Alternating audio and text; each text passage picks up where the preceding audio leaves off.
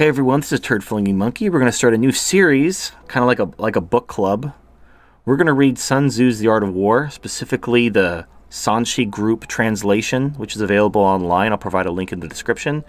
And rather than just me monologuing for this series and then having people give me feedback in the comments and then me doing follow-up videos, I'm doing this from the mosh pit on my Discord server so I can get real-time feedback. So we have a lot of people here. So, if you have a question, if you want to elaborate, if you want to talk about something specific related to what we're talking about, just go ahead and speak up. So this, it's like a book club meeting. We're going to talk about this book. So has anybody read Sun Tzu's The Art of War before? Well, I've heard of it. I just know of some quotes. That's about it. Yep. It's really not that long. In fact, if you actually buy a copy of The Art of War, it's like you can read it in less than an hour. A lot of the books you'll find have a lot of commentary to pad out the length, because without the commentary, it's really not that long. All right, so we're just going to do one chapter per day because there's a lot that can be gleaned even from a very short bit from this book. And this book is 2,500 years old.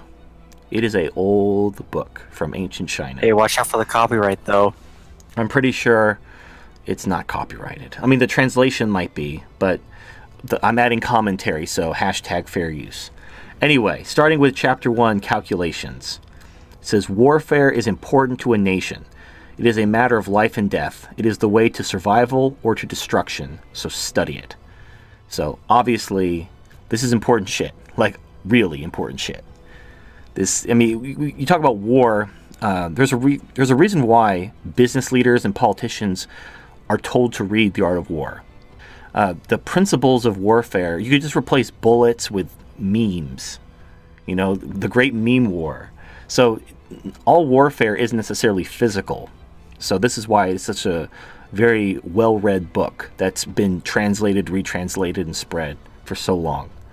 Study the 5 factors of warfare: way, heaven, ground, general, and law. Calculate your strength in each and compare them to your enemy's strengths. The way is a strong bond your people have with you.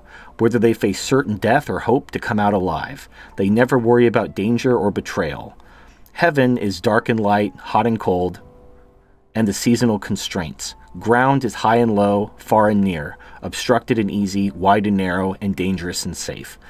General is wise, trustworthy, benevolent, brave, and disciplined.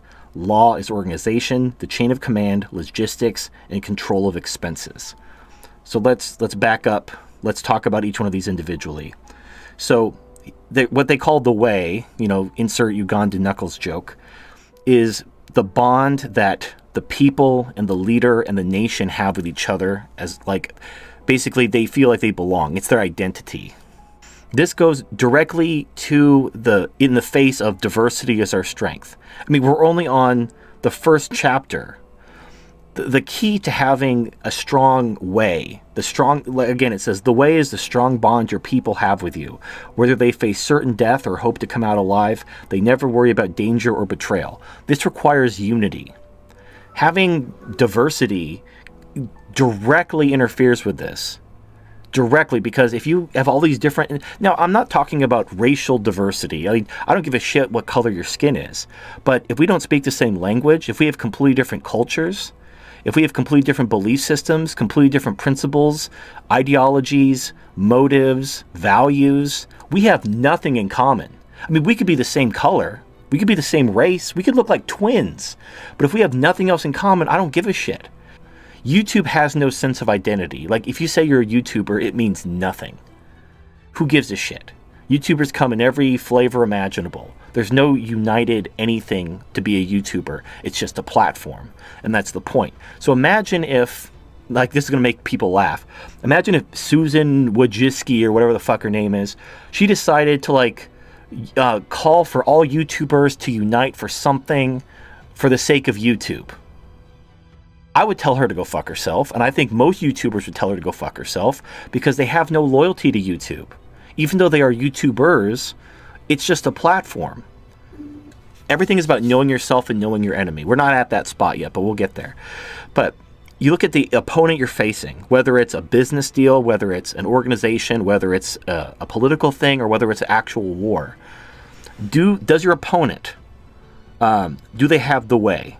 Are the people on your opponent's side, do they have a strong bond that they're willing to face certain death and they don't care about danger or betrayal? They are united. And then you look at your side. Do you have a common bond? Are you willing to face death for this organization, this group that you belong to, if need be? Maybe not in business or organization, but I'm talking in war. So you look at who has the advantage there.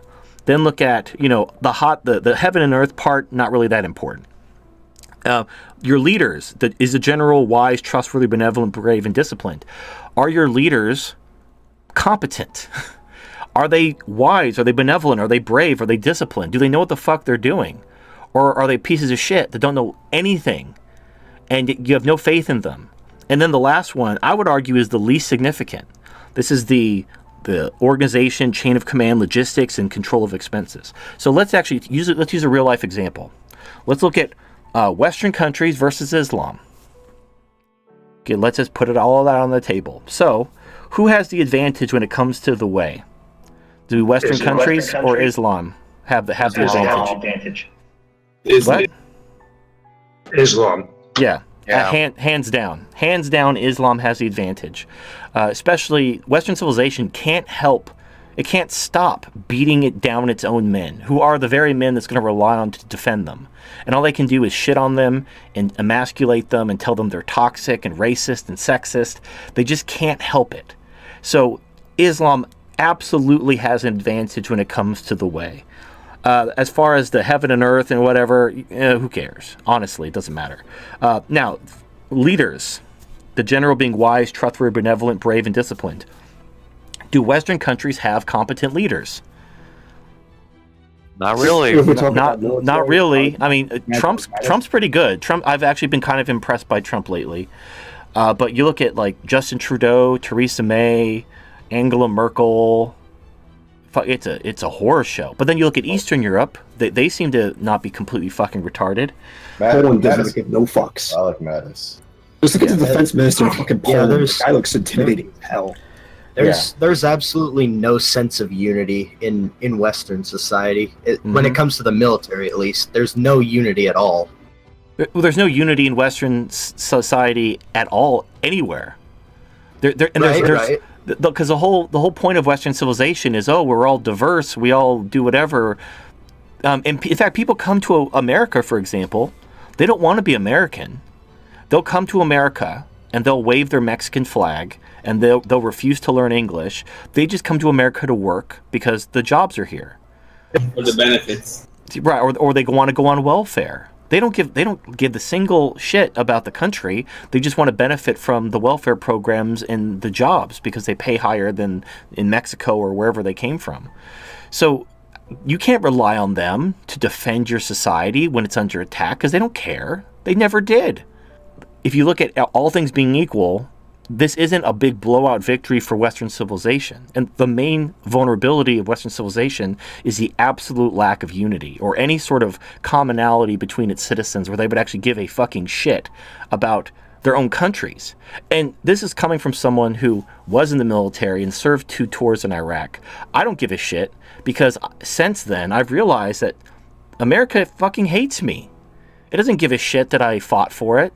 One question about the topic, TFN. So why is like the government or all these organizations making people to not identify with the country, to lose their identity, Right. Oh well, it's a direct consequence of empowering women. When you empower women, you destroy your fertility rate, and so they have to. I mean, I've done videos on this. They have to import immigrants. And not just a little bit. Like, I saw a feminist article today talking about, if you want more babies, you need less patriarchy. Complete 180 degrees from right. But they were arguing that countries like Sweden and France have a higher fertility rate than other Western countries because they're very egalitarian and very feminist. Sweden and France have the loosest immigration policies in Europe. That is the only thing keeping their... It's basically they're importing Africa and the Middle East in mass. And this feminist is trying to use that as justification of, oh, feminism is the answer. Feminism raises your fertility rate. But the native population isn't having kids. It's the immigrants having kids. And if you look at the crime and the terrorism in France and Sweden, yeah, that's fucking retarded. But of course, she's a feminist. She doesn't know shit. But the thing is you can't empower women and have a sustainable society. It's impossible. So you have to open the floodgates of immigration, and then you're basically importing a new culture to replace you. So you've destroyed unity. You can't, like, actions have consequences. Egalitarianism and feminism are suicide. So this is a natural this lack of unity, all this cultural diversity, which has destroyed any sense of patriotism, is a direct consequence of empowering women. It's inevitable. You can't empower women. I mean, you look at Japan. Japan's actually trying to do it the opposite way. They've empowered their women, and their fertility rate is dog shit, and they're dying, but they're not opening their floodgates to immigration. But their country is dying. Like, the rural areas are being depopulated as people move into the cities because nobody's having kids. So even though they haven't opened up the floodgates and they don't have terrorism and everything, which is great, I'd much rather live in Japan than Sweden or France. But the problem is, in the long run, they're still fucked. There is no alternative. You have to take women's rights away, or your society is fucked. If you empower them to go have careers, they're not home raising kids. They're not having kids. Because women can't be in two places at once, you have to pick one. Do you want to empower women to go have careers and play, corporate ladder, or do you want them to have kids? You can only pick one. They can't do both. They just can't. That's okay. Next section says, every general has heard of these 5 factors: way, heaven, ground, general law. One who heeds them will be victorious. One who does not heed them will not be victorious. Therefore, calculate and compare your levels of strength in them, way, heaven, ground, general law, to your enemies, and determine whether you are superior. Ask, which ruler has the way? Which general has the ability? Which has advantage in heaven and ground? Which implemented law? Which army is resilient? Which officers and soldiers are trained? Which rewards and punishes clearly? By asking these types of questions, I know who will win and who will lose. A general who listens to my principles and applies them will surely be victorious. Keep him. A general who does not listen to my principles and does not apply them will surely be defeated. Remove him. Look for advantages when applying my principles, and you will gather sufficient force to take on unforeseen situations. Force is tilting the balance of power to your side by gathering advantages. Warfare is the way of deception. This is kind of transitioning. Therefore, if able, appear unable. If active, appear inactive. If near, appear far. If far, appear near. If your enemies have advantage, bait them. If they are confused, capture them. If they are numerous, prepare for them. If they are strong, avoid them. If they are angry, disturb them. If they are humble, make them haughty. If they are relaxed, toil them. If they are united, separate them. Attack where your enemies are not prepared. Go to where they do not expect. This strategy leads to victory in warfare, so do not let the enemy see it. Before doing battle, one calculates in the temple and will win, because many calculations were made before doing battle. One calculates in the temple, but will lose because few calculations were made. Many calculations mean victory. Few calculations mean no victory. Then how much worse when there are no calculations? From this perspective, I can clearly predict victory or defeat. So this whole section is basically saying you need to plan. There's a saying, like, if you fail to plan, you plan to fail. And the thing is this, the main reason I'm doing this series is because people are like, what are you doing? What are you doing? Oh, you talk about this stuff, taking women's rights away and so forth, but what are you doing? You're just making YouTube videos. It says, if your enemies have advantages, bait them. If they are confused, capture them. If they are numerous, prepare for them. If they are strong, avoid them. If they are angry, disturb them. If they are humble, make them haughty. If they are relaxed, toil them. If they are united, separate them. That's basically where we are right now. We're in the deception stage. The people who basically are the problem are far too powerful and far too numerous for anyone to do anything about. According to Sun Tzu, if they are numerous, prepare for them. That's what you should be doing. If the enemy is strong, avoid them. So I mean, I demonstrate this. You know, I use basically the weapons of the enemy against them. You know, out crazy them. I don't do bullshit like I'm a fucking attack helicopter and here's my Kekistan flag. No, you don't make fun of the weapons of the enemy. You use the weapons of the enemy. Like I saw a tweet today where people are you know they're at these rallies with their UK flags and it's like, oh, they're fascists. So I just put in the comment, start bringing communist flags to these rallies. That's what you do. You have to think. How do you take the advantage away from your enemy? Your enemy has the media, the government, the police, the courts, more than half the population, and all the money. If you think a direct conflict is a good idea, you're fucking stupid. But if you think it's impossible, you're also stupid. Because the enemy is not that smart, and they're not united at all, and they're very easily tricked. You have to think smart, and you can't fight directly. And this the main thing you need to do. This is the thing. Sun Tzu, warfare is the way of deception.